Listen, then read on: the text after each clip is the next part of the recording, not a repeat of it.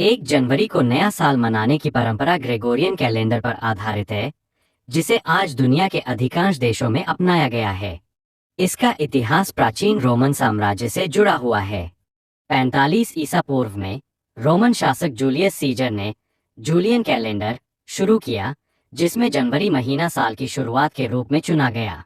जनवरी का नाम रोमन देवता जेनस के नाम पर रखा गया, जिन्हें नई शुरुआत और द्वारपाल का देवता माना जाता है। आज यह दिन पूरी दुनिया में हर्षोल्लास और उत्सव के साथ मनाया जाता है। लोग नए संकल्प लेते हैं, अपने परिवार और दोस्तों के साथ समय बिताते हैं और जीवन में नई ऊर्जा और उम्मीदों के साथ आगे बढ़ने की शुरुआत करते हैं।